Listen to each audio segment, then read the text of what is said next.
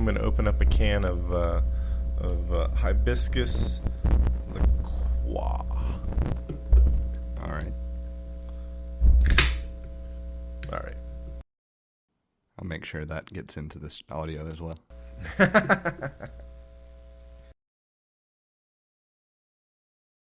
How are you this evening? I'm good. How are you?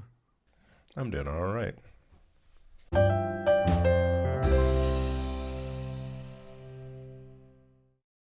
Hello. Hello. This is not unnatural at all. No. Precursor, there was some before show talk that is definitely going to be cut from the episode, so we were there's no telling how I'll mishmash it. I would say at this point, looking at the notes, it's we were pre-gaming. Yeah, you could put it that way. I took a little bit of time to actually put in some stuff. You know, we've been teasing an episode about whiskey for a while, and I thought it would be interesting to at least have all of the key kind of points that really stick out in my mind over the past few years as talking points, but it's not necessarily that I'm going to go into all of them. I don't know. I think we got time. I'm sure we do. I figured we'd just see kind of where it goes and where the conversation goes, because it's not like we've really planned out this episode. Right. It's more that we keep teasing it, and I figured we should finally record it. Something I noticed that you do on your on the dates that you put that are before the 10th of whatever the month is, you put a 0 in front of them. I do. I just like 2-digit dates. I totally get that, and I'm just thinking about it as like, but if there's going to be a 0 there, we might as well use a monospace font. We really should, anyway. Part of the reason I haven't bothered is just because formatting in notes is a pain as it is, and if I'm on the phone, it's a lot more difficult than if I'm on the Mac. Yeah. Well, I got to say, I mean, I have come to love a good monospace font. Just because of the way it lines up, or for something specific?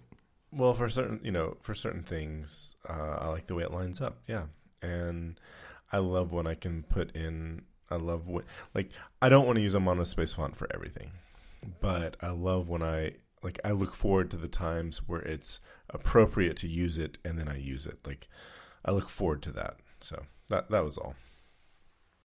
I'm going to go back and see if I can retrofit maybe the posts with I'm going to see what kind of editing things I have available to try to format stuff in what gets pulled in through the feed.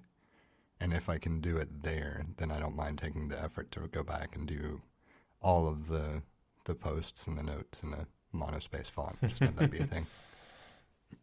So we don't have any follow-up, or at least nothing that I have. Did you have anything you wanted to circle to before we start talking about? Nothing that I can think of for this week. Well, I guess with that then, we'll just jump into what kind of started this developing as a topic, and that was you had put in a note about some whiskey glasses, 2 or 3 episodes back? Yeah, I think so. And, so I copied that in with the first little topic being drinkware. Not necessarily to go into a lot of detail, but just to give the option to talk about the glasses, and then make note on the 2 primary glasses that I use depending on what I drink. Yeah, so I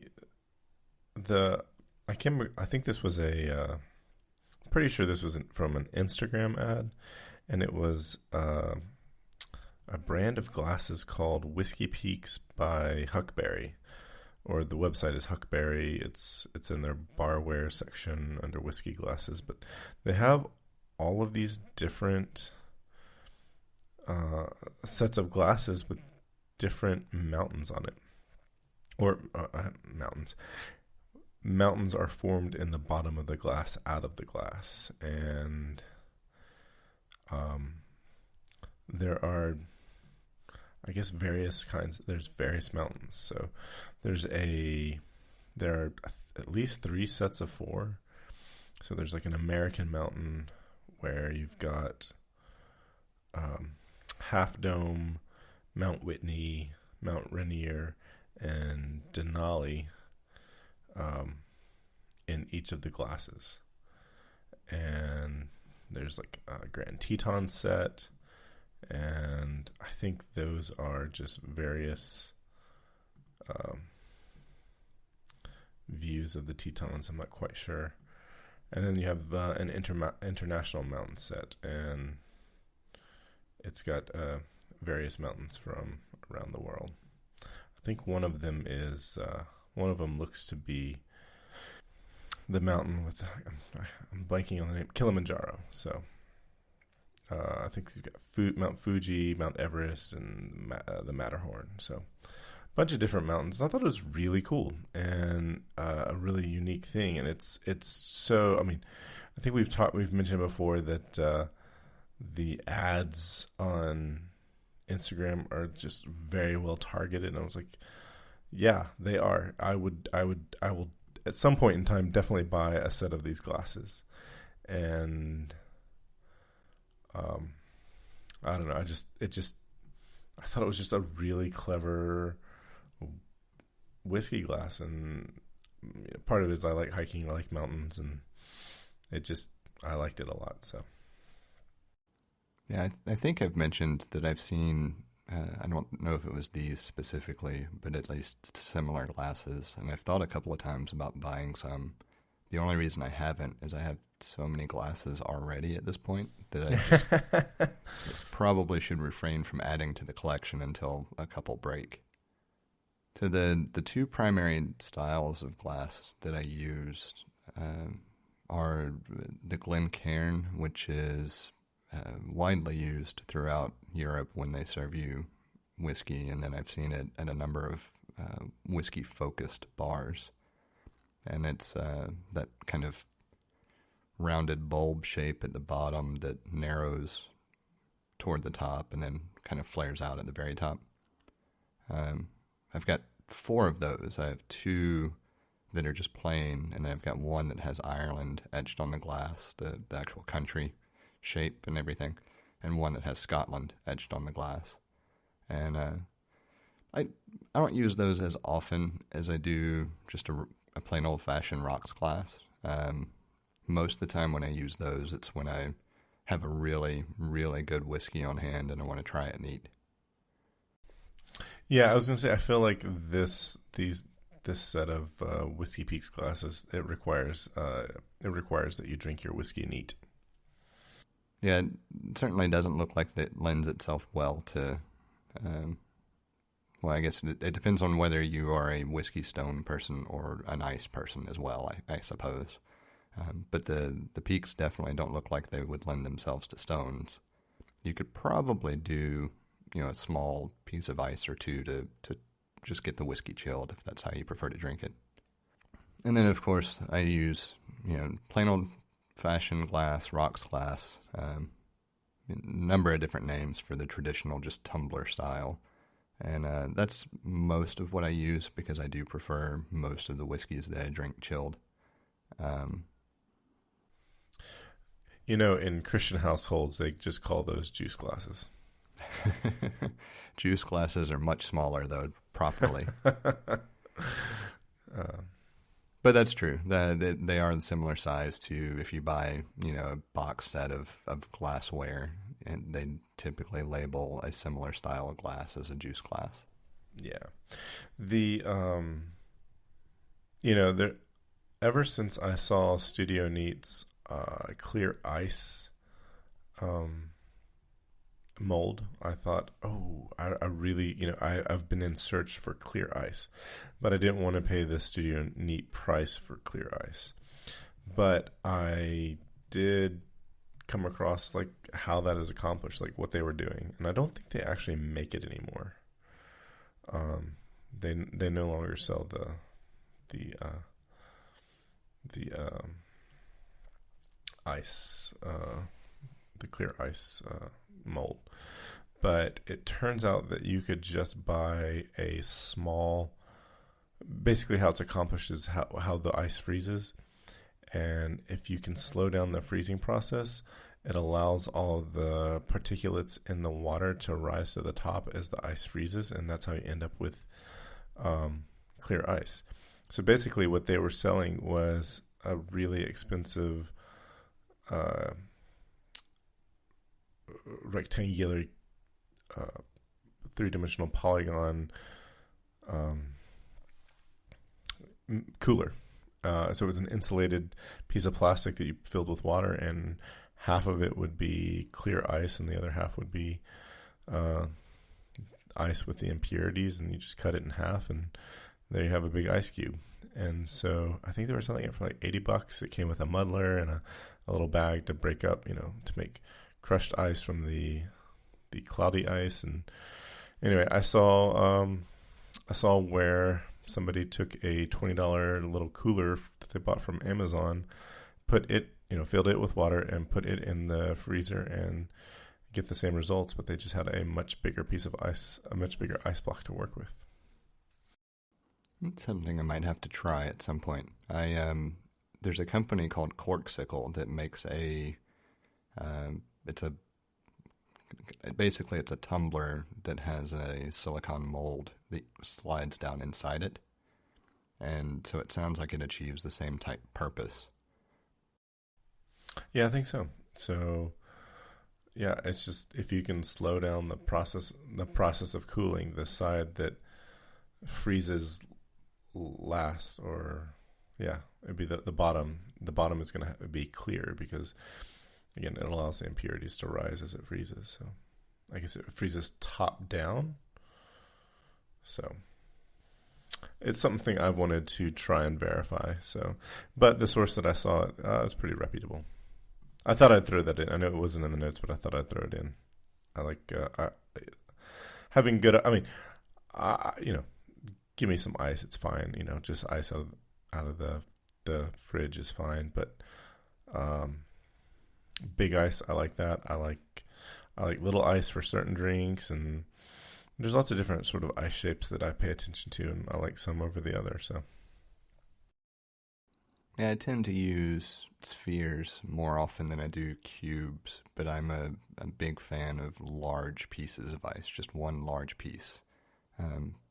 Predominantly just because it melts slower, and so I don't have to worry as much about the drink being watered down. Well, I think that's actually really important, depending on quickly or how long you want to make your drink last, because there are certain sipping whiskeys and there are gulping whiskeys, and so yeah, I think that's an important thing. But I think this is like a really great time for you to explain your pouring methods. I don't have a special pouring method. I have a measuring method. Yes. Sorry, that is when I said pouring, I was thinking of like how you. Yes, your measuring method. That is what I was getting at. And the way I measure a pour to sip on for the evening is I put the large piece of ice in the glass, and then I pour until it floats. And then I drink, and however much ice is left, I pour more until it floats, and repeat. I think that is a clever measuring method. It really just keeps me from having to measure out how much I drink when I pour a drink, and two, I know that it's far more than I should be pouring for a single drink, and I don't really want qualification on what that amount is. Or quantification, not qualification, quantification. Yeah. Well, tell me what you're drinking. Tonight, I'm going with Tullamore Dew. Just nice, simple Irish whiskey. I thought about opening one of my other preferred whiskeys and decided I would wait because I would prefer to have those in the company of others. Like physically sharing, that kind of thing. I've got... My cabinet is currently stocked fairly well with stuff to share, and of course we haven't been having gatherings to have shared drinks, so I am looking forward to doing that again, hopefully before too long. Me too. So, I hadn't even thought about this. Whiskey or whiskey? Which also reminds me of, and I don't think most people don't get this when I say this, but there's a scene, and this movie is 20 years old this year. I said that I told somebody this, and they're like, "Oh God, no, we're getting old." But this movie that I like is 20 years old this year. It's a little ditty called Ocean's 11. It's a remake of another movie called Ocean's 11. Anyway, there's a scene in the 2001 remake Ocean's 11 where Danny Ocean is ordering a drink, and he holds his fingers maybe like 2-3 inches apart and says whiskey, and then reduces them to about an inch apart and says whiskey. So he's like whiskey, whiskey. And so when I saw whiskey or whiskey, it made me think of that. Yeah, the only reason I even put it in is because I don't feel like any discussion of whiskey is complete without two different things being mentioned. One is how to drink it, and two is that the different spellings don't mean anything. So the note is, of course, on the spellings. In the U.S. and Ireland, whiskey is spelled Whiskey, and in spirits distilled in Canada, Japan, and Scotland, they drop the E. That's the only difference. It's still whiskey. Take your pick on spelling. Generally speaking, though, I try to remember to write it in the way that the same way the distiller would write it for their purposes. So if I'm talking about a Scotch, I try to remember to write it without the E, and if I'm talking about a bourbon or a Tennessee whiskey or something, I try to remember to write it with an E. I don't even know how I spell whiskey, and I don't think I ever realized the difference. Like, I'm kind of like sitting in like a little bit of like dismay that I didn't know that there were two spellings of whiskey. Well, how well or how immersed have you really been in whiskey? I think would be the first question, because if you're, a casual drinker, or just kind of going off of different recommendations and things, I don't know that you would ever notice it. It's I feel like it would, like, that's you who you just described as me, but I do think I notice things like that typically, not because not because I've immersed myself in that world, but it just seems like a thing that I would notice, but I haven't. It's like, do you spell gray with an E or gray with an A? I spell it with an E. I do too, because it looks better that way. But I like somebody said gray with an E is the English version and gray with an A is the American version. I think that's accurate. I know that's how I've attributed it. For a long time, I actually started spelling things like color the British English way, just for the fun of it. Yeah, the one that I don't spell color with an extra U, but the one that I do enjoy is mustache. I spell it Moustache. Yeah, I don't know that I've ever spelled it that way. I don't know that I've actually spelled mustache or moustache either way in a decade. It's not a word that typically comes across. I spell it quite frequently. And anyway. Yeah, I didn't. I didn't. I'm okay. I'm gonna have to have my existential crisis later on about the E or no E in whiskey. But when I was first looking at the notes, I was like trying to figure out what JDD was, and then I figured it out. So I actually really like. I think it makes sense that that's where it all started for you, but I think it's a good story to tell, and just like jump in and how you went from Tennessee sour mash to Scotch. I feel like Scotch is like, well, I'll say this. I'd had Scotch a few times before. I remember the first time I tried Scotch, and I was like, I don't like this. And it was because I had well Scotch from a bar. Like, I wanted to try Scotch in my early 20s, and I ordered one. They gave me whatever was, the well whiskey, and it was not great, and I didn't want to try it again. I was like, nope, don't like Scotch. And then a friend of mine let me try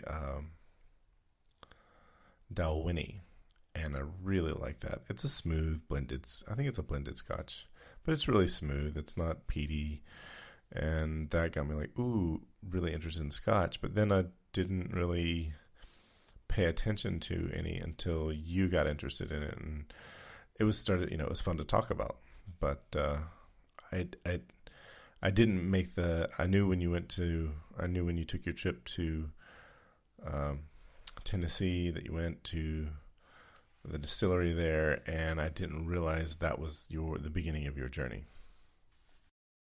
Yeah, I had a similar experience. So I don't know how many years ago, a group of us decided that we were going to buy Scotch because we had always heard that it was the drink you go to. At the time, none of us knew anything about it, so I think we picked up I don't remember if it's red or green label Johnny Walker, that is the bottom rung, the one that they make pretty much specifically for use in cocktails. I think that's the red label. Sounds right, but I never can remember.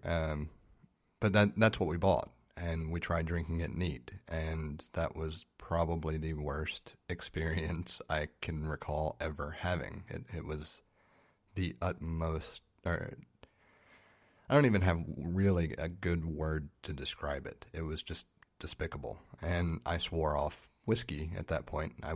At the time, I was much happier with rum and other spirits in general, rum being kind of what my go-to was then. And back in 2017, in April of 2017, we made a trip up to, it was kind of a combination. We went to the Space and Rocket Center for my son to the first time, I think it was actually, and then made a side trip over to the Jack Daniel's distillery. And the tour rekindled an interest because of just the way it was made, understanding more about how it was made and what the different blends or expressions represented as far as what cuts from the barrel and different things. And so I bought a couple of bottles of things that you could only find at the gift shop there, or at least I had only ever seen there, and tried those and found that I enjoyed them. And of course I had Jack Daniel's before. I didn't think it was anything special. I found that I liked Gentleman Jack and their single barrel expressions a lot better. Those were a couple of the bottles that I bought. And thought, okay, this might be something interesting. Didn't really jump into it at that point. It was more that it became something that was on my mind, at least. And there used to be a whiskey bar in, I think it was in Vestavia, actually, called Dram. And yeah, for our anniversary that year, Emily and I went there and then had dinner afterwards, or it may have been vice versa. It may have been that we had dinner and then went there. I don't remember the order. But I remember the bar very, very well because it was the catalyst that started the exploration. Because when we went in, they had pretty much every name I had ever heard of, lining the walls, and I had no clue where to start. And so I was talking to the bartender and said, I really don't know what I want. I don't know anything about it. What would you recommend? And that in hindsight, it was just a lucky shot in the dark that he picked something that I decided I enjoyed. Because that's absolutely not the way to try to figure out what to start with. But the nice thing about the bar was that if the bottle was already open, he could pour a little bit into a glass for me to sip and taste. And so I was able to try a couple of different things before I settled on the Glenfiddich 12, just basic expression. And that's what I started with that evening. So that's the first Scotch that kind of started me down a path of, I don't even want to think about how much money I've spent on whiskey since. But that was really the catalyst. So the distillery trip rekindled the interest in Scotch because of learning, rekindled the interest in whiskey because of learning how Tennessee whiskey was made. And I appreciated the effort that went into making it. From that, it was going to a whiskey bar and having a recommendation of something that was nothing like the bottom barrel Johnny Walker that I had tried in the past, where there was a mental connection that, you know what, there's something to this. It's not that I don't like whiskey. It's that I didn't find a whiskey, or I didn't try a whiskey that was good enough to try to understand why people gravitate to whiskey. And so that basically just triggered really just the curiosity. I'm a naturally curious person. Once I had those differing experiences, I wanted to understand and know more, just flat out, about everything there was to know about whiskey. And that has now led into a 4-year exploration of many, many, many different brands and expressions and styles. And I think I can finally pinpoint what I like and understand what I like, and I still only consider myself a hobbyist. You know, I think that it's like it's one of the things I like that you say, that you consider yourself a hobbyist. It's like you've gotten far enough into it that you're like, oh no, I know, you know more about whiskey than the average person around you. But it's like you get to a point where you're like, oh, I know enough to know that I know very little. I think that's a good way to put it. And I think a lot of it is also limited availability of a lot of variety in this state. Yeah. And recognition that for the most part, you can find anything you want in a whiskey if you can find the whiskey. So if you prefer the stronger, more, I'll just say higher proof, because the higher alcohol content does create a kind of burning sensation. If that's something that you go for, you can absolutely find it. If you go for something that's not as gasoline-ish, I guess, you can find that. You can find all sorts of flavor profiles. It's just a matter of, when I was first being exposed to it, I had no clue what to ask or look for. And the biggest thing, there are 2 huge pieces of advice I would give to anybody looking to explore whiskey in general. One, don't let anybody tell you that there's a specific way you have to drink it. Absolutely, that's bullshit. 100% agree. Whiskey is to be consumed however you choose to consume it, period. If you want it neat, drink it neat. If you want it with water and ice, drink it with water and ice.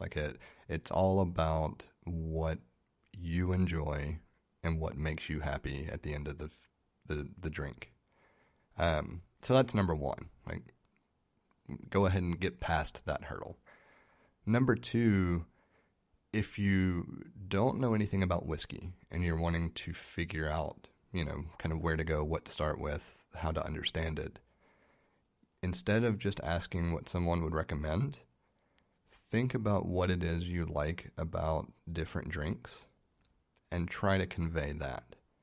And what I mean is, it would have been much better for me had I said to the bartender that I prefer a smooth whiskey that I can sip on, what kind of fits in that category. Or if I preferred a smoky whiskey that I could sip on, what fits in that category. Anything you can do to further explain what you like about a drink will help a lot in guiding you to something that will not repulse you and send you into a multi-year running away from whiskey in general. That I was gonna say that's. I don't know if you've seen this, because I briefly looked at our message history and I didn't see this message come from you, but now I can't remember who sent this to me. But there was a deal that was reached pretty recently, and certain tariffs are going to be suspended so that. Did you send that to me? I did not, but Emily made sure to point it out to me when she saw the news come across her radar. So that's good news. I don't know that we'll get any new varieties in our state, but maybe the price will go down a little bit. I hope so. So for the sake of anybody listening, what's being referenced, the Trump administration put tariffs on Scotch whiskey, and the Biden administration has officially announced that those tariffs will be suspended. I don't know what the time frame was, if it was immediate and indefinitely, or if there was I don't remember anything about the caveats, but either way, at the moment, they will be suspended. Best I can remember, it's temporary, but I don't remember it. I don't remember any time frame for that, though. Yeah, I expect it to eventually become permanent, because that's an area that has a lot of people relatively irritated anyway, and it's a group of people that, when there's not an increase in prices, they're more than willing to pay. When there is an increase in prices, you start seeing that drop quite a bit. And so that's lost revenue on our side just as much as it is on the distributor. Yeah. So you said something that I think that has served me well over the years, and I actually heard it around in the context of drinking wine, because I have a friend in my mid-20s, a friend of mine, who's a few years older than me, was really well. He was well informed about wine, and he, like you would say, he was like, he got to a place where he knew enough about wine to know that he knew very little about wine, but he knew more about wine than everybody else around him. And so, like, consequently, like some work dinners, he was asked by his boss to choose the wine for the meal. And so, it's kind of he always did a really good job, but it was kind of like oh no, I'm not a sommelier. So anyway, he said to me, and just like what you said, a good wine is a wine that you like. And I thought that was really good, because it's all of these things are subjective. And there's been some studies done. There are a couple of economists that got pretty popular in the mainstream for the book Freakonomics. But one of the things that they did was they had some well-regarded sommeliers try $10 bottles of wine and $100 of bottles of wine blindfolded, and they couldn't tell the difference. I think there was they're very, very specific on what they selected so that they could get some wines close together. But at the end of the day, these people who were supposed to have this sophisticated palate weren't able to tell the difference between two bottles of wine, with an order of magnitude difference in price. Yeah, absolutely.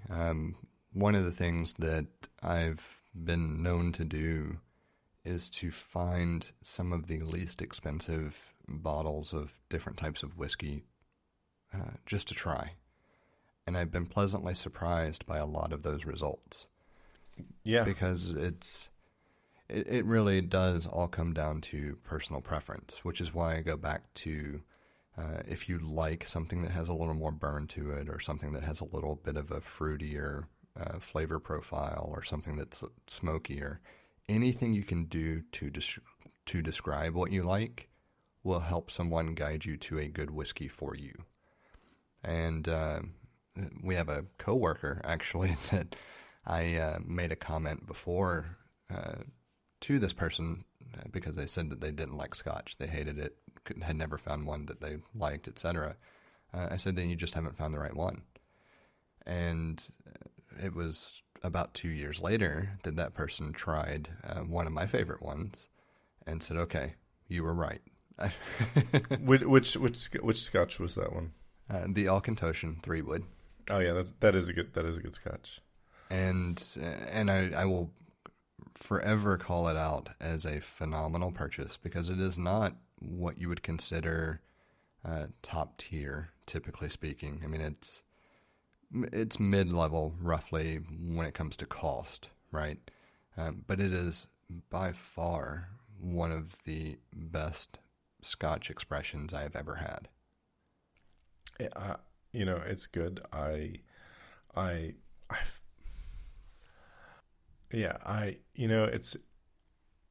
It took me, I was going to say, it really took me trying the Talisker Storm to really start understanding which kinds of Scotch that I do like. And that's not one of them. And it kind of like I'm glad to have had that experience. I won't soon forget one of the folks that was drinking with us that night. What he said. When he said the smell reminded him of the hospitals in India. Do you recall that? I do. Yeah. And I was like, the thing is, like, I've smelled that smell before in a hospital in the United States, and I'm just like, I know what he's talking about. And I won't say that I hated it, and I wouldn't not drink it again, but it's certainly not the one that I gravitate to. It's not the one that I like. It's something that it's like, I feel like it'd be something like, I want to try this again and see, do I still have, it's such an interesting flavor, an interesting, there's interesting elements of that Scotch that I don't think that I've ever had anywhere else. And I'm like, ooh, I want to try that again. And it's a once in a while thing for me. But it sort of reminds me, you mentioned Johnny Walker, and just a little real time follow up. The red label is the least expensive. It's the one that they use primarily for mixing drinks. We made the mistake of trying it neat. Yeah, I'm curious about the black label, but if it's anything like the blue label, then I'm probably not gonna like it. The black labels are 12-year, and then they have a green label that is their 15-year. They have some other ones as well, because they have a double black, and they have a swing, and they have a gold label, and they have a platinum label, which is their 18-year, and their blue label, which is their most expensive. And I know you know this story, but I'm going to share it anyway. I thought, I've had some scotches. I understand a little more about what I like. And before the pandemic, I was in a restaurant and was having a steak dinner, and I saw the blue label, and I was just like, all right, I'm going to try that. And I was thinking, I don't know, this glass of scotch is going to be like $30. Because I know, like, the retail in Alabama, the retail cost of a 750 ml bottle of blue label is a couple $100. So I'm thinking, like, markup at a bar, $30, maybe $40. And so I just ordered it, and that was my mistake. I should have asked, hey, how much is a glass of the blue label? And then they would have told me, and I'd be like, hell no. But I didn't do that, and I remember them, when I ordered it, they asked me, are you sure you want that? And I was like, yeah. And I got my check. It was $75 for that fucking glass of whiskey. And I was like, okay, I deserve that. That's what I'd call paying a stupid tax right there. I didn't even like it. It was it had a peatiness like the Talisker Storm. So, but I mean, for like $75, it's like 3 glasses, but it's like more expensive than the bottle. Yeah, markup in general at bars is typically horrific. I think Go ahead. I was gonna say, I think that particular bar was like extra high, because there's another equally nice restaurant in town, and they sell the glass for $50. And then I've even heard, like, there's, like, I think Fridays they had a They had happy hour, and it was like half off drinks. And so you could have, like, if I'd known that, I could have tried the glass for $25, and that would have been a lot less painful. Real quick, just kind of an aside, there's a whiskey bar that opened up off of Highway 150 over where they built Aldi and Duluth Trading Company and the UAB stuff, like all the new development. I have not been there because they opened post the beginning of the pandemic. But once I feel comfortable going there, I do intend to check it out. I'm curious what kind of selection they've got, etc. Just tossing it out there because it'd be a nice either post-vaccine or post-herd immunity trip. Yeah, I think even like, just the news that we've gotten, or the new guidelines from the CDC about vaccinated folks, that was, actually totally pun intended, but that was a shot in the arm. Like, that was good news. That was good news. But I was gonna say, even like if they have an outdoor area, man, like I think there's been so little transmission from outdoor interactions, and it doesn't those outdoor interactions don't negate like the need for social distancing and so forth, but it's outdoor interactions are relatively low risk. Yeah, I haven't checked. I haven't driven up into that shopping center in a while. I know that it is built as what do they call it, like a walk-around entertainment district or social district, etc. Oh, good. So it wouldn't surprise me if there is, but I haven't checked. The next time I drive through there or drive by there, I'll drive through and take a look. While you were talking about the peatiness of the Johnny Walker and, of course, the Talisker, made me think about one of the things that I think is underappreciated, which is sometimes to really appreciate and enjoy an expression, you have to have one that really makes you wrinkle your nose. And for me, that was the Korivrekken, I think is the expression itself. It's made by Ardbeg, I think is the pronunciation.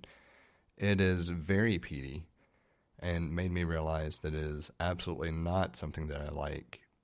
But the lightly peated stuff I appreciated a lot more after having something that was really heavily peated. And so I'd be curious if you were to try something really heavy, if you would also find it not preferential, but then whether that would actually make you like the lightly peated stuff more or less. You know what I mean? I do. It's like go really far in and find out. It's like when if you I'm trying to think of a good. Well, I think the thing that I correlate it to is like I've had really, really, really hoppy beer. Oh yeah, okay. I absolutely despised, but then a lighter, hoppier beer than I would typically prefer, but not nearly that extreme, I found more pleasing after that. And I don't know if it's because, it's good because it's not that extreme, or if it actually changed something in like the taste bud composition or something, if there's some actual scientific explanation for it or not.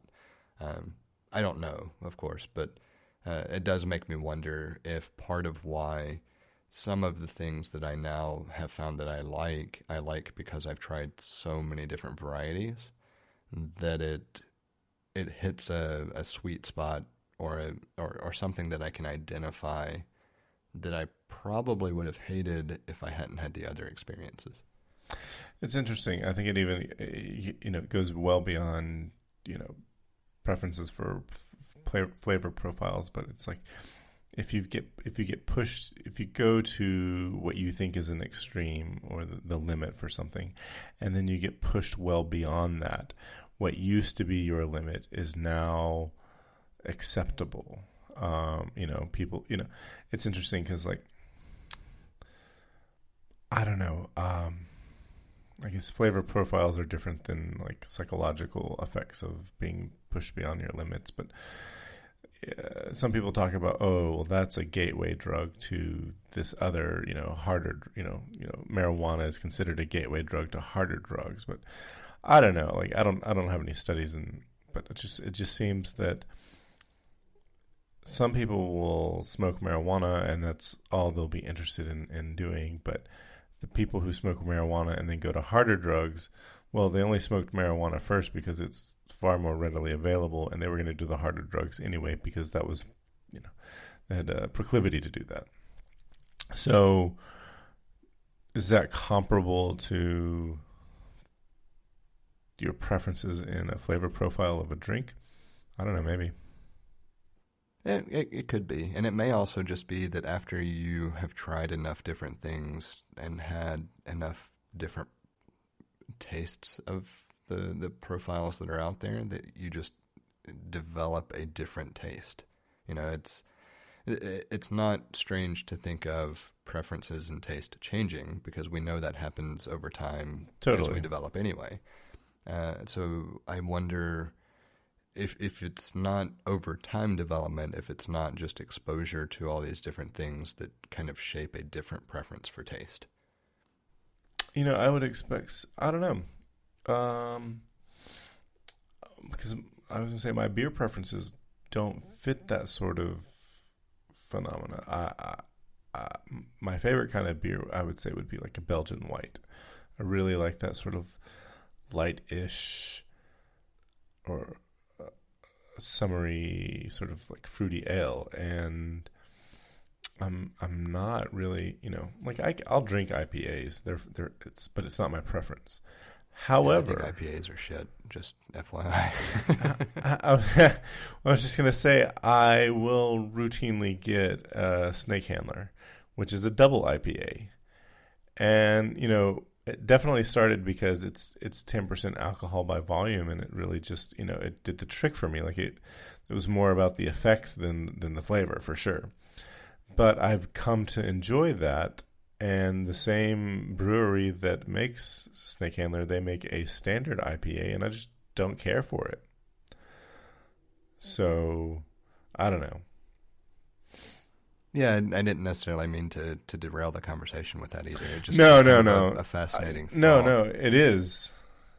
I was going to say, I think it is because it's like, I wonder if I were to try a really peaty whiskey or a scotch, if I would come back to one that's like somewhere in the middle on the spectrum, if I would be like, oh, okay, that's not as, because like based on what you described, I feel like Talisker is not as peaty as you can get.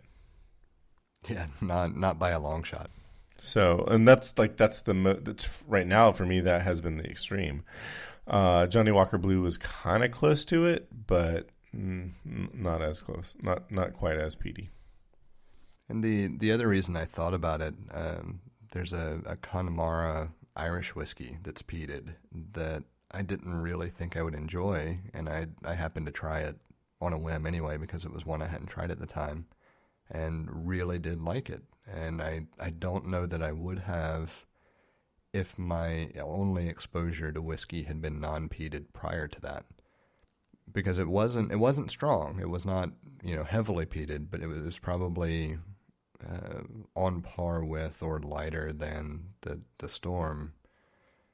But it was just enough that I knew that it was a peated whiskey, and I could taste that, but I enjoyed it. And I think if I had been nothing but a kind of plain, if my exposure to whiskey had only consisted of stuff like, Jameson and Tullamore Dew and any of the basic stuff that you find on the shelf, I don't know that I would have liked it because it wouldn't have met any expectation I had for an Irish whiskey. Right. I think with the popularity of whiskey, the popularity of Scotch, I feel like there's probably been a study out there, at least one, that has documented this and characterized this and have some sort of conclusion. Maybe it's not enough to be like, this is how people work, but there's something. I'd like to believe there's something out there. But, yeah. So tell me where it's been is, because I think I know what it is, but... So if we could go back to the Jack Daniel's distillery and Dram Whiskey Bar back in 2017 as being kind of where everything began, most of my exploration, I've taken the approach of it's cheaper for me, generally speaking, to go buy a bottle and try it than it is to go find some place where I could have a dram poured and try it. Not always the case, and certainly by sheer cost, it would be cheaper for me to track down a dram versus a bottle. But the way I looked at it was, if I liked it, or if I thought it was enjoyable enough to have more than one glass, when you start talking about markups, it's probably better for me just to buy a bottle and try it and see what I think. And so that's kind of the way that I experienced most things. But over the course of the past, we'll say 4 years, it's not quite a full 4 years, but over the course of this exploration, there have been some really key notable moments where I've tried things that really stick out in my mind, and that's what the where it's been is relating to. And so it's places where I had a drink, whether it was a single drink or a tasting or what, but places where I went and had some experience related to this whiskey exploration that is just as prevalent in my mind now as it was then. And it's kind of surprising where some of them have happened. There are 2 places in Westminster, Colorado, where I tried something or it led to trying something that was unique, where I discovered something that was just really, really good. The first was a local distillery. It was a Mad Rabbit distillery. Their general spirits were not necessarily anything to write home about. They were fine, nothing that I would complain about.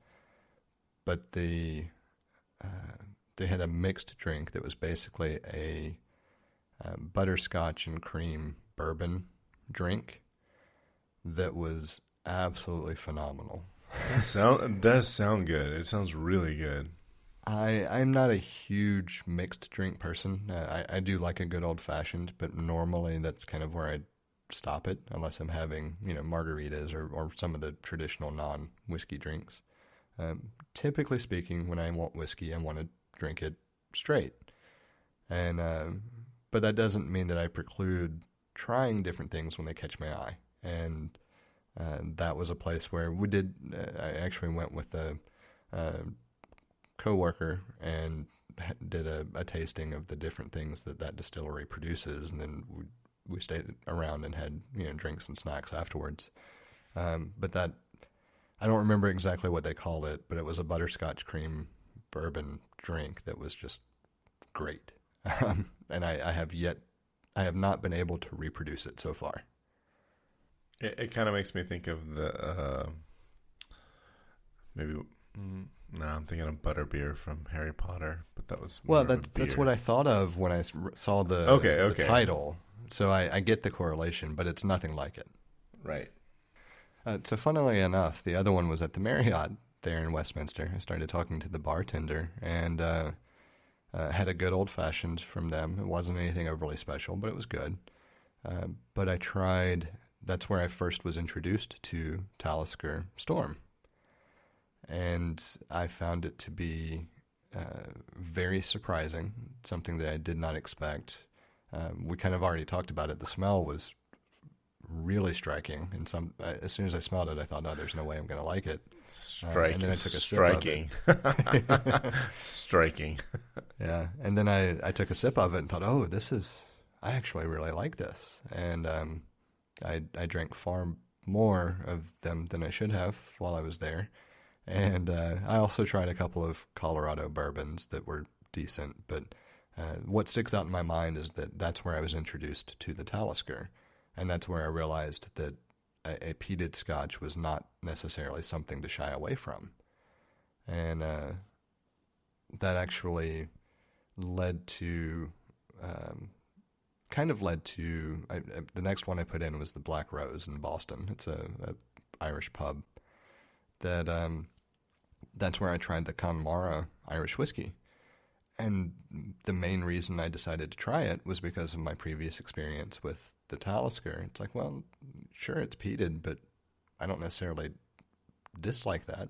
I should try it and see what I think. And was pleasantly surprised, and of course had other stuff there too and at other places. But that one sticks out for really the entire quote-unquote Irish experience in the U.S. I've got more, of course, but that kind of leads to the European trip. So I figure I should probably pause and see if there was anything you wanted to interject before I No. I was like, I'm ready for this part. So in 2019, I got to fulfill one of the huge items as far as my desires, bucket list, whatever you want to put it under, topics, and that was to be able to visit England, Scotland, and Ireland. And over the course of that journey, I had many good experiences with whiskey and beer in general. I don't think you can go to Ireland and have a bad experience with either, or Scotland for that matter. But I called out a couple of key locations just because of how memorable they are to me, post-trip as well. And the first that I had listed, we stayed a night at Thornbury Castle, which is in Bristol. And, of course, the appeal was to stay the night in a castle that actually looked and felt like a castle and not... Hell yeah. Like, hotel rooms in a stone building. Right. And it was phenomenal. Great experience. I have no complaints. And but one of the things that I really enjoyed was sitting in the common room area and just sipping on an old-fashioned. And it was another one of those where it wasn't an exceptional drink. It was good. And the experience was definitely something that will continue to be a poignant memory. That was the tip of the iceberg for the trip, because the next one that really sticks out, I won't necessarily recap our journey, but we went from the stay at Thornbury Castle to visiting Liverpool and then from there up into Edinburgh. And when we arrived in Edinburgh, we had reserved a flat via Airbnb. And looking out the window, you could see Edinburgh Castle. Oh, that's cool. When we got there, I noticed that there was a pub literally just across the street. I'm going to call it a pub. You could call it a bar. I don't know officially what the classification difference would be. I recently found out that I think it's like every time I find out, like it feels recent, but bar is supposedly an acronym for beer and alcohol room. Yeah, I feel like that the two are interchangeable when you go to visit places that are designated pubs or not. This would probably be more under the bar classification just from size. Like it was not a large establishment by any means, but none of the buildings right through there were. So how much of that was just limited space versus cost of doing business that close to the castle and that close to tourist areas, etc. I'm not sure. But the first place that we went after dropping our bags off was this establishment, and it was called the White Hart Inn, which of course is interesting just because of the last name, my last name being Hart, and it was spelled the same way. Yeah. And so there's that correlation there.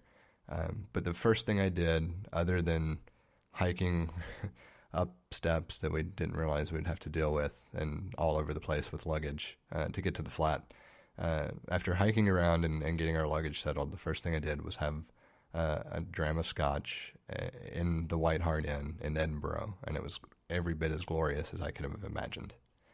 And what I had actually was the Glen Scotia, what is it, double oaked or double casked single malt. Double. Yeah, I had to look it up real quick. Okay. The Glen Scotia Double Cask Single Malt, and I had never heard of it. It was one of those things where when we got there, I just asked the bartender for something that he would recommend, and my preferences tended to lie with. I gave him, the Auchentoshan name, and so he recommended this one, and it was good. I have no complaints whatsoever. I have yet to be able to find it here, which is not surprising. I was pausing for a second just to make sure I didn't have anything else I wanted to add. Right. So after that, the next big experience, the next day, one of the things that we did was go to a place called the Scotch Whiskey Experience. Is that where you had the... well, I'm not going to ruin it. You go ahead. Yeah, it is. Okay. So we did the gold tour, I think it was. The tour was nothing overly phenomenal. The only reason we even bothered with the tour is because you got to do tastings on the tour as well, and I figured why not have people explain the history of Scotch in Scotland? Why not? And not a whole lot that I learned that was new, but it was interesting nonetheless, just to kind of hear the history and some of the little tidbits. The tastings were fine. Seeing the massive Scotch collection was great because it's the largest collection in the world, all behind glass. And so it's fun to walk through and look at. But the real kind of crowning moment, the part that sticks out in my mind, is after the tour, you can go to their bar and you can try most things. I don't know how well stocked the collection was, but anything that I was looking for, I saw.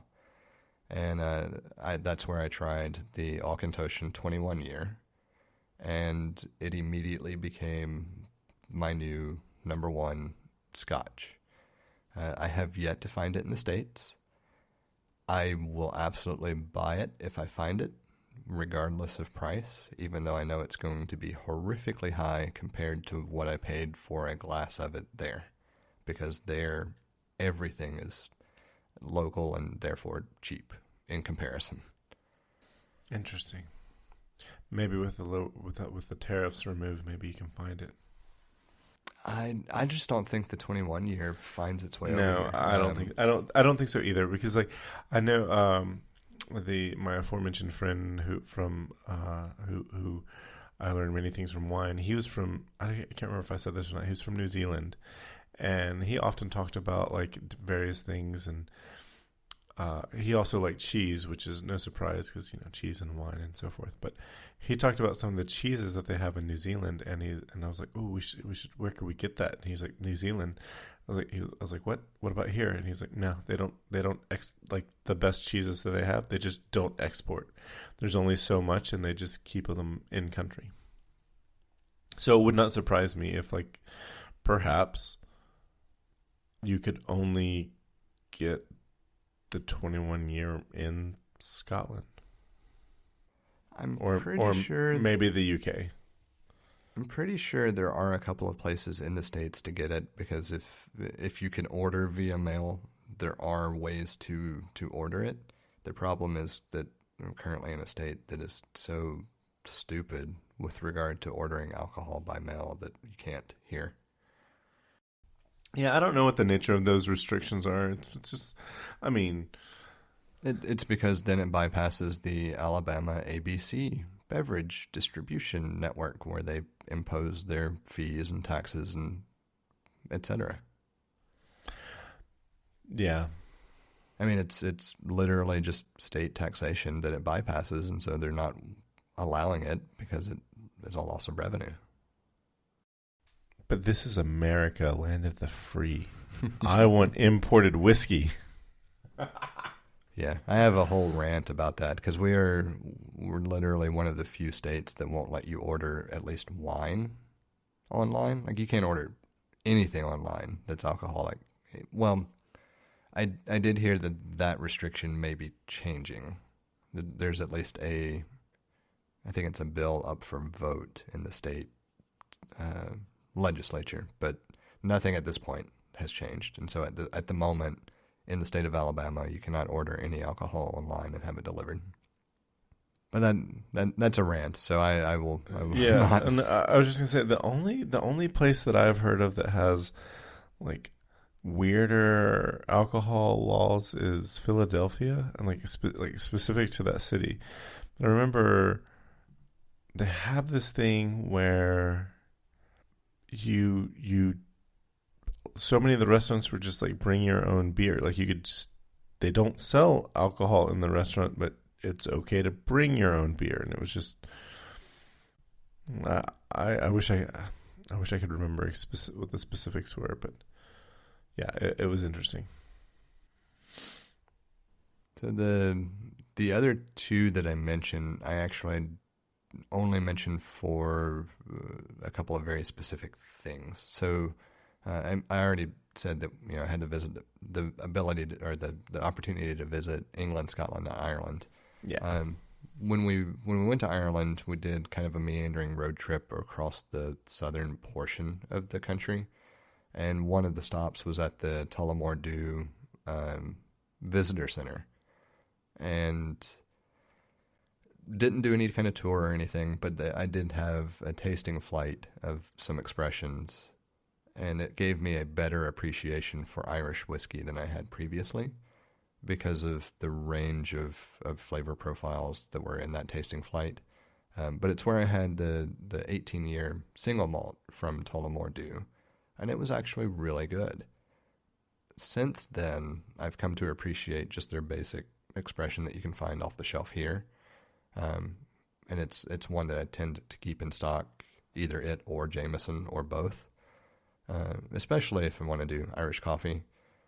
But I've become more fond of it neat as well than I had previously.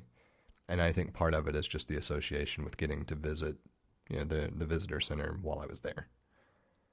And then returning to the States, one of my favorite domestic distilleries is Angel's Envy, and it's ridiculously difficult to get here with our proximity to the distillery.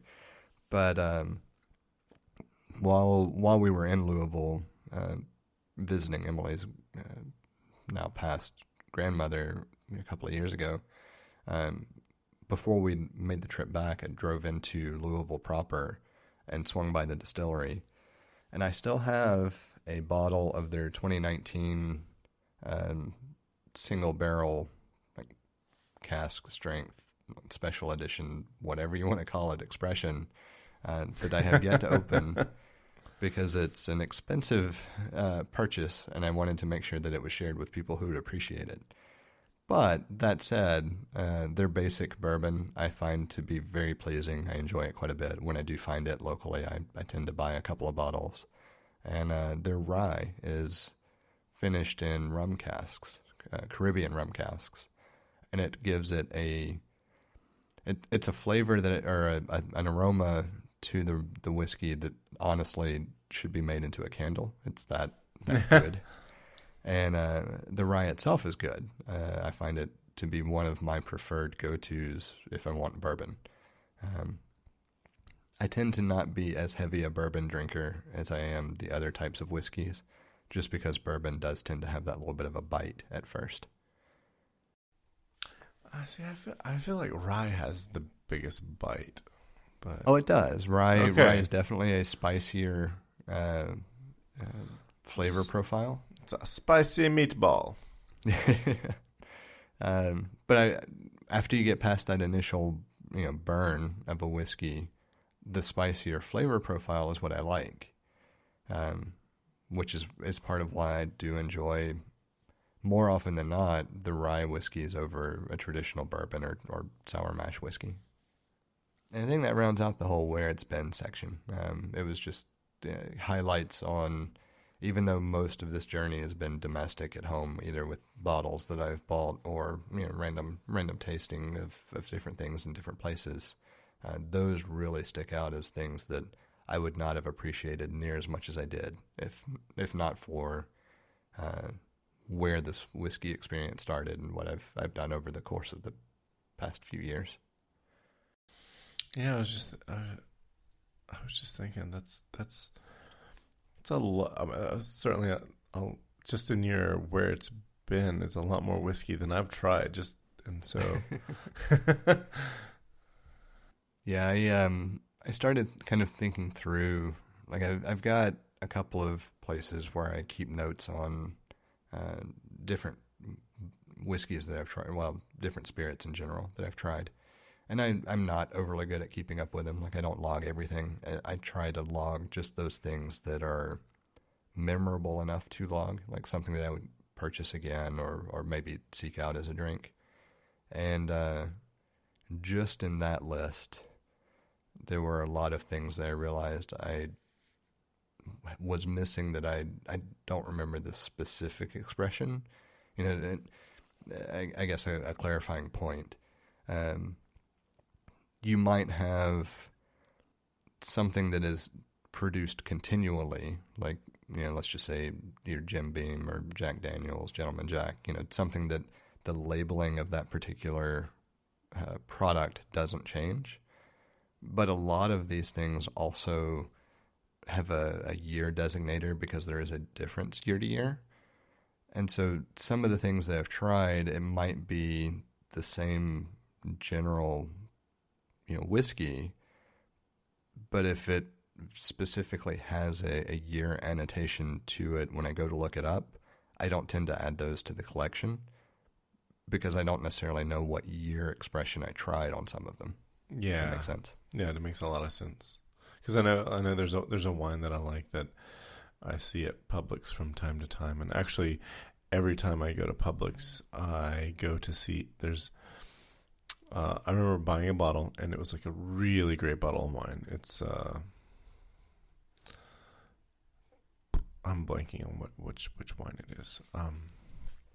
But I know I can't remember if the wine is a Madasur or if the distillery or the vineyard is a Madasur. But there's a wine, and I think it's a California blend.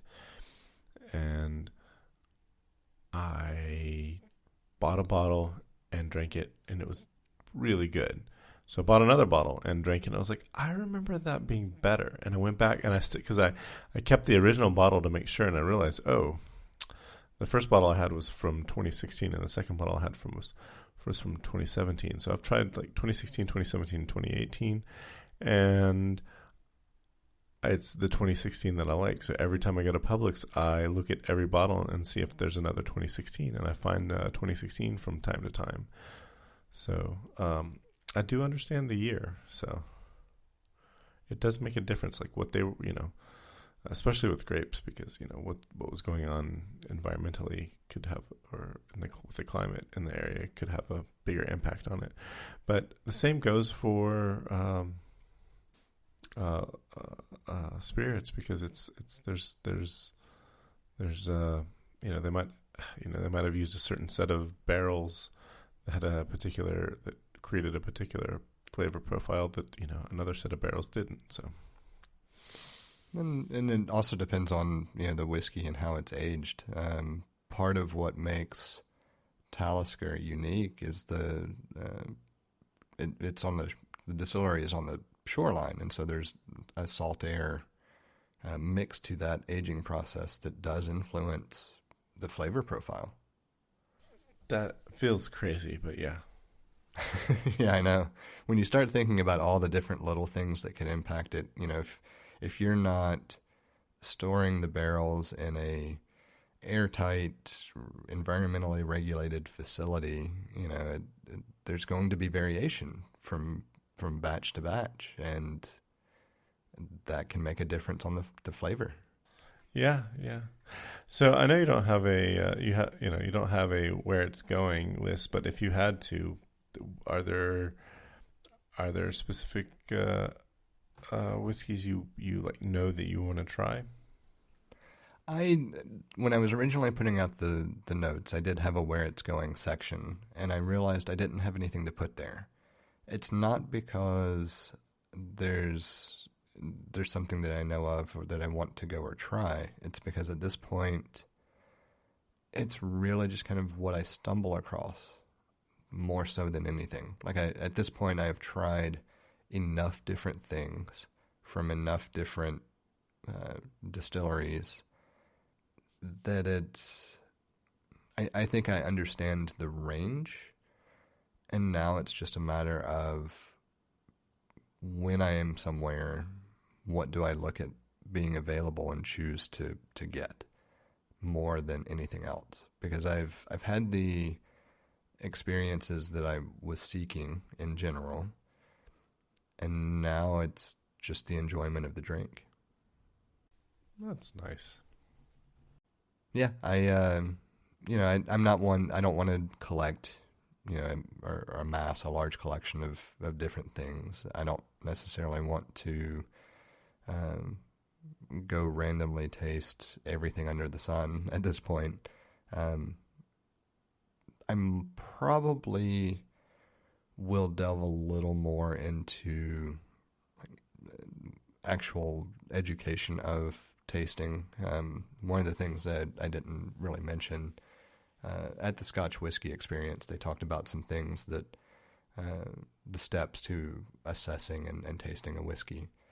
And part of it is when you swirl it around in the glass, you see how much of the kind of oily residue is left and drains, and that can give you some clues to the quality of the whiskey. The aroma, of course, is something people know of in general, and there were all these little things that you could look at that could influence your understanding of a whiskey that I might delve into more just out of a curiosity level, but that's probably about it. The rest of it is literally just finding something new to enjoy. So when you have the, I know when you swirl a glass of wine around, you've got the legs. It's the same sort of thing in whiskey, correct? Yeah, it's the same idea. Oh, so what does it tell you? I mean, what are you looking for? What does it mean? I'd have to go back and actually look at the way it's worded. I know that in general, the thicker it is and the slower it takes something to settle, the longer it was aged. But I don't remember beyond that really what else it tells you other than that. I remember there's a whiskey I tried called Drambuie. I don't remember where it's from. Maybe it's South African, but it's really quite a sweet. It's got quite of a sweet taste, but I remember it having very, very significant legs. And I feel like something it might have to do with glycerin content, but I'm not. I don't remember. And I probably won't follow up on it. It's something, if you're really interested in knowing, you can look it up on the internet. Yeah, it'll be. I will probably go back and at least look at the little placard with notes that they gave about whiskey tasting, if I can find it. That'll be the big thing, because that'll be what I'll reference, not just a random search. So you've got a top 5 list here, and I knew your top 5. I don't know that I could recite it, but I knew, we talked about it a number of times, and I think Angel's Envy Rye might be new, maybe since the last time we talked. But you know what? I don't know why it's in your, why you've chosen the certain ones to be your top 5. And they're not all the same reason. Right. But I mean, they're presumably they're up there for a reason. Yes. So the top 2 are just, if I have the opportunity to drink them, I will drink them, and I will continue to drink them, and I will drink nothing but them. If you've paid attention, you could probably pick it by now anyway. But the Auchentoshan, the 21 year, is at this point my number 1 whiskey. I can't express how just smooth and enjoyable it was to sip. and how flavorful it was with what seemed like absolutely no negative. Like no burn, no aftertaste, no, like, it was what I imagined a chilled, slightly watered down, decent scotch would taste like, except that it was neat and it was perfect at room temperature. So it's just the smoothest, best scotch that I've had so far. My go-to, both for cost and accessibility, the Auchentoshan 3 Wood is a really, really, really good scotch. I do prefer it either neat or slightly chilled, and it's really close between the 21 year and the 3 Wood. To me, the 3 Wood is a little bit rougher on the palate than the 21, and you know how smooth the 3 Wood is. So it's difficult for me to come up with a way to explain it, but that's the reason for the top two being where they are. The 3 Wood is exceptionally smooth, exceptionally easy to drink. The 21 year just beats it hands down. I can only think, like, I don't know. It's like what comes to mind is like the silkiness of it. And not like, if you were to put like a piece of silk fabric in your mouth, that would be a bad experience. But it's what you would imagine silk should feel like if it was something that you experience tangibly in your mouth. And does that make sense? Yeah, I know what you're trying to get to, because I think this is one of the reasons I recognize myself as a hobbyist, is I don't really know how to explain the tasting of a scotch. Like, for me, people will talk about the nose and the body and blah, blah, blah. And that's fine. If you can pick out some of these different flavors, great. More often than not, I don't get the full range. I get a certain smoothness character and one or two kind of notes, flavor notes on the profile. And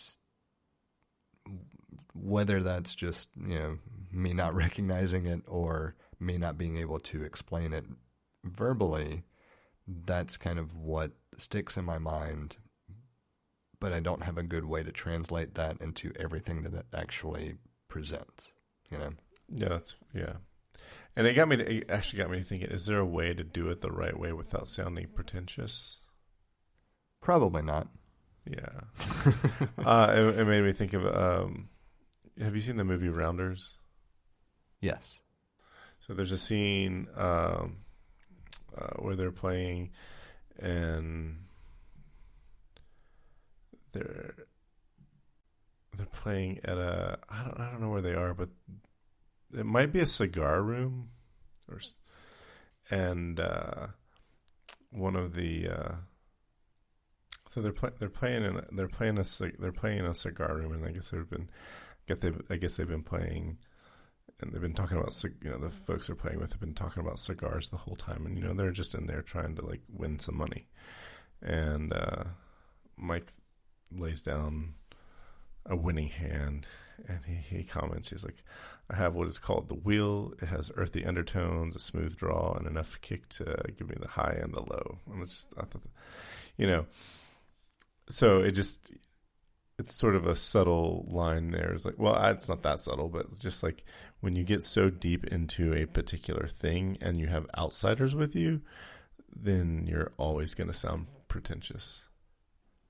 Yeah, and I think it's part of why I tend to stick with how smooth it is versus most other things, because I'd rather if you like something smooth, I'd rather you try it and just see what you think of it than to try to convey a flavor profile that honestly is it's just not something that's typically prevalent.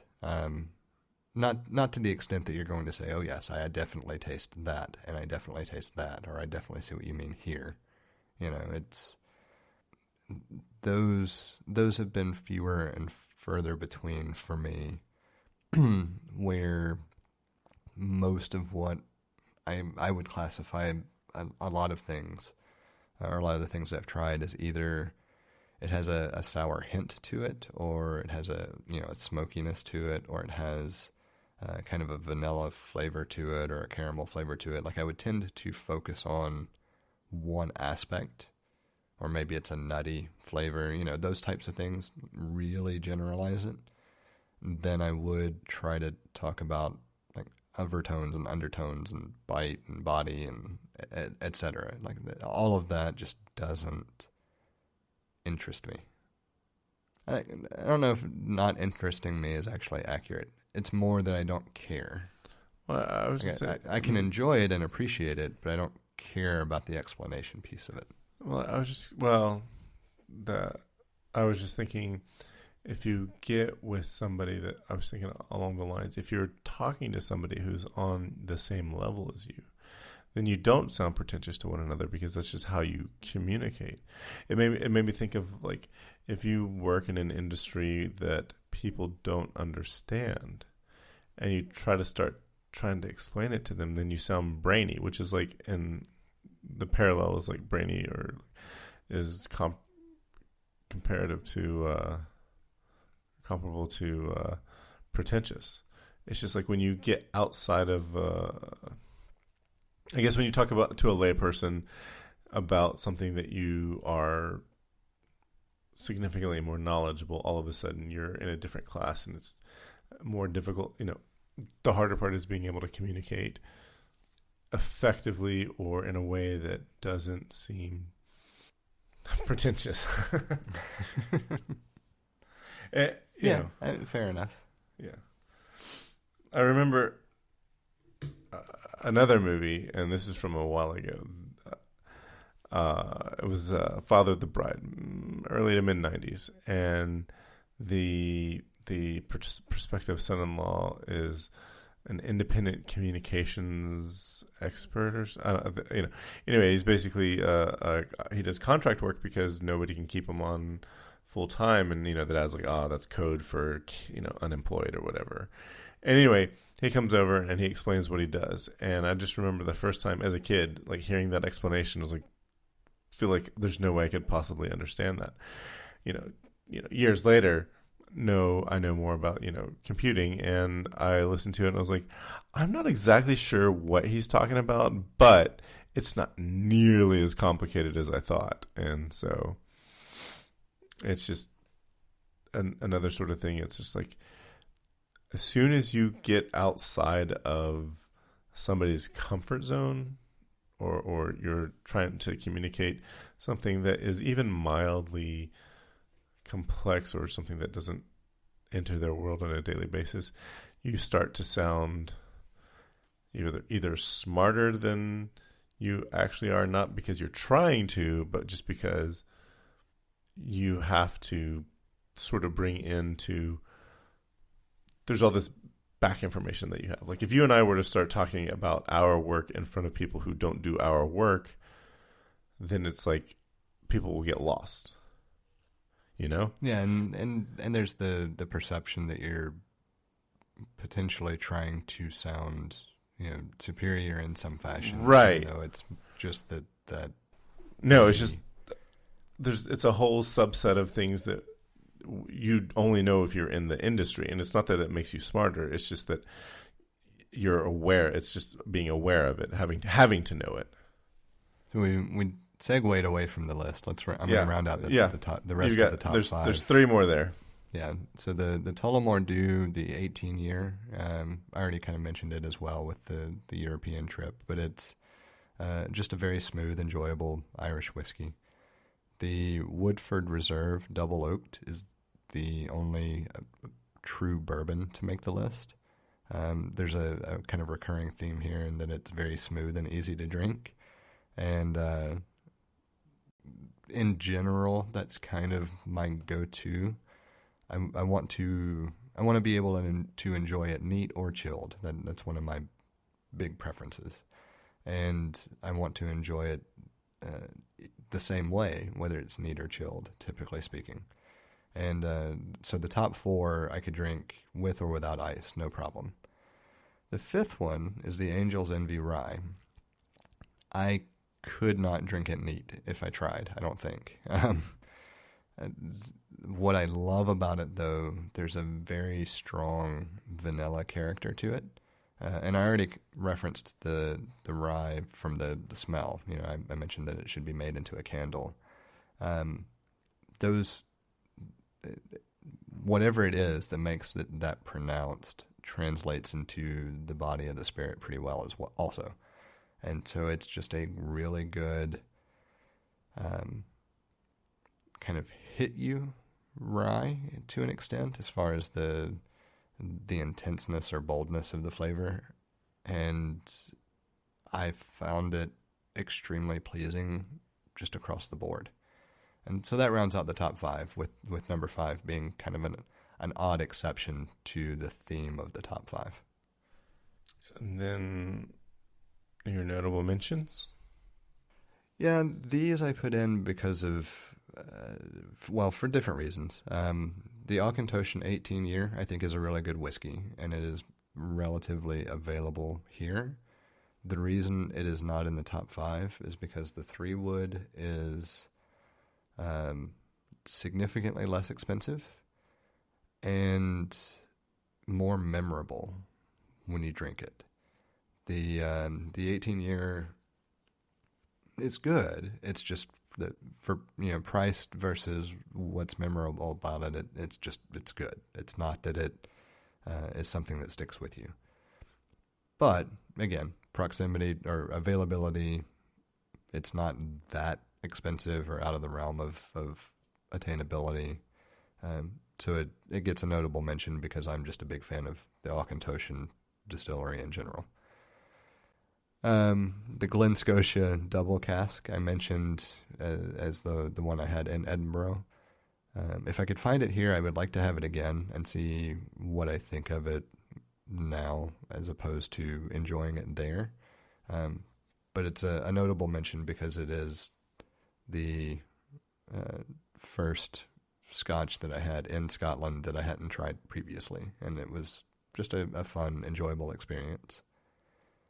The Talisker Storm we've already talked about. It gets a notable mention just because it is so far outside the realm of what I thought I would like, but then appreciated immensely once I had it, especially after having explored other whiskeys in general. Writer's Tears is an Irish whiskey that is relatively available here that I would say is more toward the top end of what I've seen from Irish whiskeys around here on the scale of price. But it's really good. I was the name caught me. I was going to say I love the name. I love the name. Yeah. And so I tried it, and it's one that I keep a bottle of it on hand after I do have it. I don't have it that often, but if I do, I do buy another bottle to replace it. And then an oddity is the Basil Hayden Dark Rye. And the reason I say it's an oddity is the Basil Hayden distillery was bought by Jim Beam, I believe. And I had the regular Basil Hayden bourbon at a mutual friend of ours some time ago, and enjoyed it. I thought it was pretty good. Wasn't anything that I would necessarily write home about. It was something I could certainly pick up again and drink. And out of the familiarity with the brand, I saw their dark rye and thought, oh, that's interesting. It is the smoothest, most enjoyable rye I think I've ever had. It's smooth and rye. I feel like smooth and rye don't really go together. They typically don't. Yeah. And that is very much an exception to that. And I wanted to call it out because it is just not what I expected at all. And it was dangerously easy to drink. Interesting. It's any sort of I don't know. Would you any sort of, I don't know, golden is not the right word to describe the color of whiskey, but any bourbon colored alcoholic drink is usually something that I'm probably gonna like. I tend to go there. Like, I don't care for tequila. It's like the only tequila that I drink are the tequila shots that people buy for me. Like, I never want it. And like, I don't really care for vodka. And like, if I'm gonna have vodka, it's gonna be like in a mixed drink, because vodka doesn't have a lot of flavor. And I went down the road of like starting to try gins, and then you're like, oh, scotch, let's try some scotch, let's drink some scotch, and I was like, oh man, I like this. And so you definitely pushed me into a different direction, and I've enjoyed it. And I'm just thinking about like what's in my cabinet. Like I said, you know enough about what you drink that you know that you're not that knowledgeable. And I said earlier that you have described me like I'm just casual, but I do know so far. I do know what I like. I know what I'm looking for, and I am, if it's presented to me, I will be adventurous. But part of it is not because like I'm uninterested. It's just like I don't want to disrespect it. It's like all of these drinks take a lot of time, effort, just work to be presented, and I don't want to take away from, I don't want to disrespect the drink and disrespect the distillers by not fully appreciating the drink. Well, I think that goes back to one of the kind of key cardinal rules, so to speak, and that is that there is no right or wrong way to drink it, right? The way I approach most whiskeys, if it's one that I'm pretty sure is going to be good, I will try it neat first, just to kind of assess what I think of it. And then I try it with ice to see what I think of it that way. I would say 80 to 85% of what I drink with ice. It's just my preference for whiskey as a whole. And then there are those that I find that I think are better without ice that I would not have tried that way if it weren't for just my methodology in general. But there's no right or wrong way at all. It's just try what appeals to you. I think probably the bigger hurdle is just not knowing what to try next. Like it's not like you can go look at the bottles and it says this is the flavor profile and this is what it compares to know what we mean by this flavor profile, right? And right, but sometimes I try to, but no. Yeah, the better reference that I have found, there's an app called The Distiller, and there's a corresponding website. If they have had their tasters taste it, then you at least get what they have graphed out as a flavor profile for it. It's still not great, but at least you know that they have some consistent system that they use internally. So if you find one that you like, you can typically see how something else would compare to it to know if it might be something else you like. Yeah, it's the closest thing to consistent that you'll get with something that's so subjective, but that makes sense. But like I don't want to say that like not drinking certain things.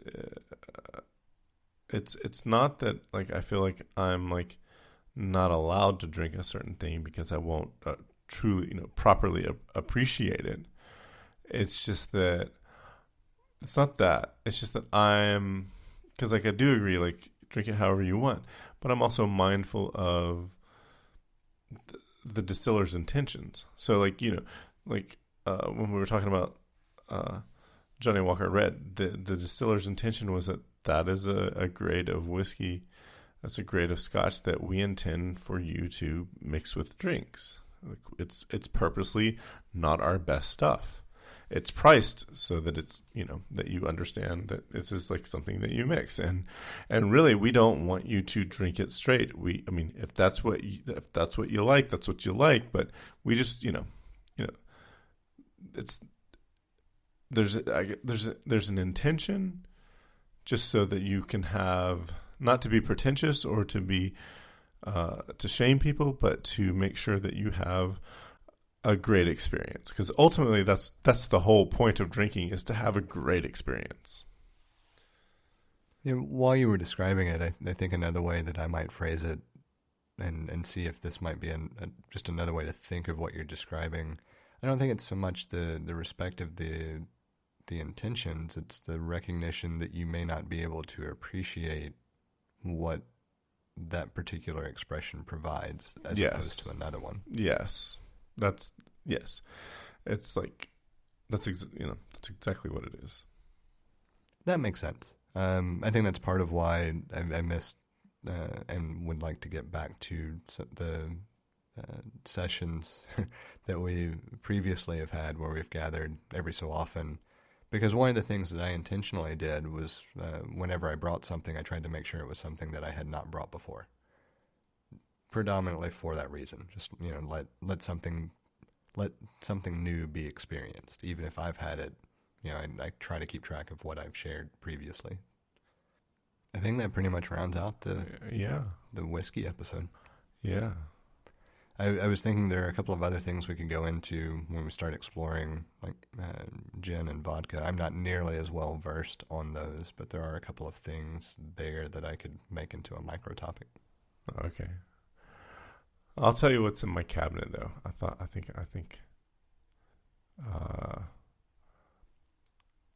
I've got some Gentleman Jack, and I've got some Maker's Mark 46, and I've got some Monkey Bone, which I'd had at a bar before the pandemic in a flight of drinks, and I was like, "Ooh, this is good," but the bottle that I got, it doesn't seem to be as good as the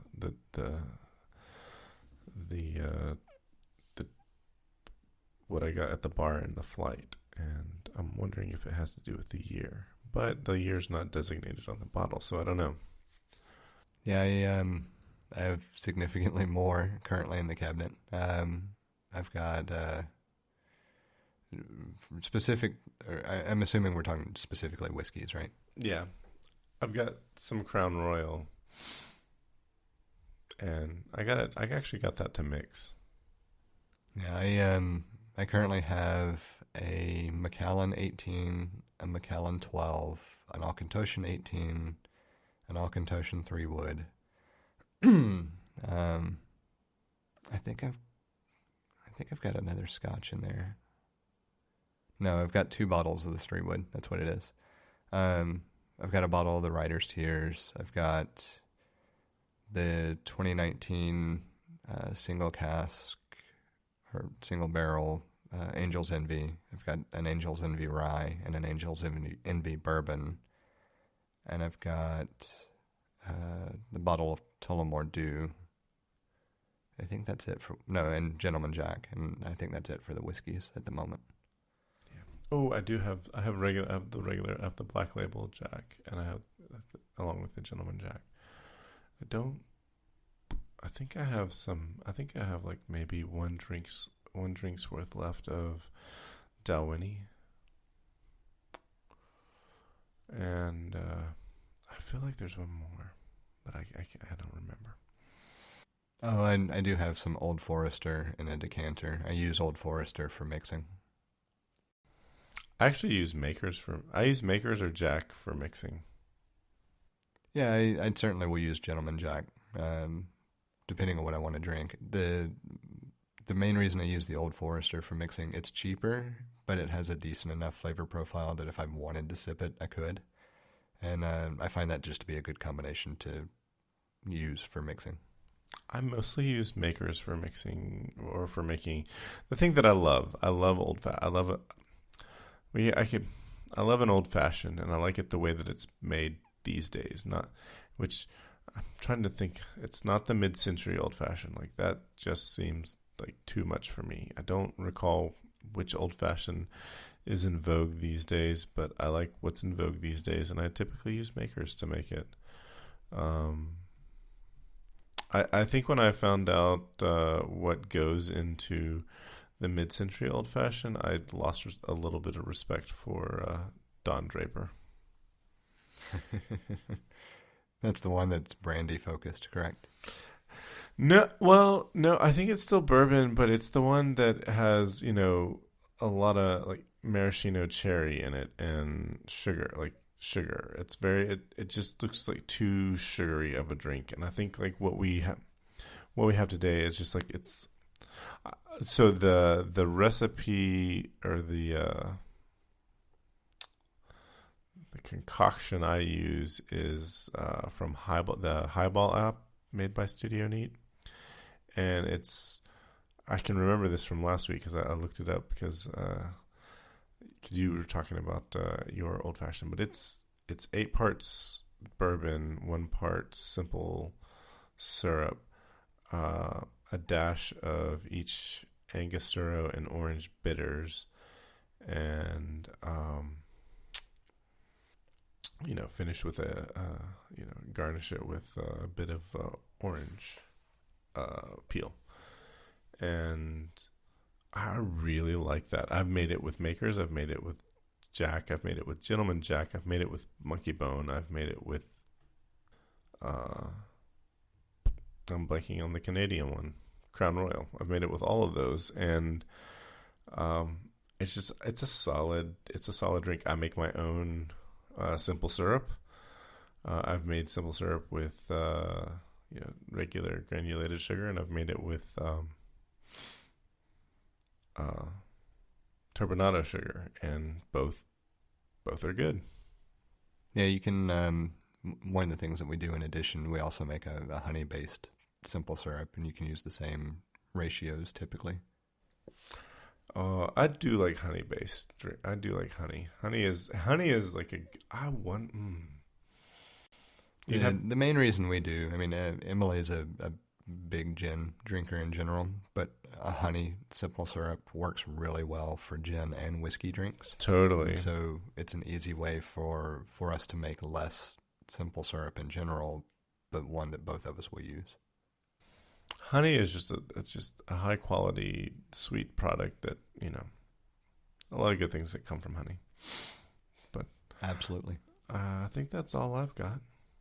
Yeah, I don't have anything else to add. Even with the little hiccup, I think we're roughly on par for our normal length. Yeah. What I get for getting animated talking about whiskey. Accidentally hit the damn record button. Oh well, it'll be fun enough to line up the segments and editing. Yeah, and there's like a bit that I was like, oh, cut this part out because it's going to be quiet for you. Well, so the quiet segments are easy. That's not a problem. Yeah. It's it's lining up the fact that I realized I hit the stop recording button, and then I had to wait for the beach ball to stop to hit the recording button again, and apparently I double clicked it because I had to wait for it to stop again, and then clicked it again. So lining up those 3 segments are going to be fun. Well, all right. I think that's a good place to call it. Yeah. It's a great place to stay frosty. All right. Have a good one. You too. Bye. Bye. You can follow us on Instagram and Twitter at untitled_hosts. Send us an email at untitled.hosts@gmail.com or follow the feed directly at the untitledpodcast.com. You can also find all sorts of ways to contact Jesse at jthart.com. Thank you for listening. That's a wrap.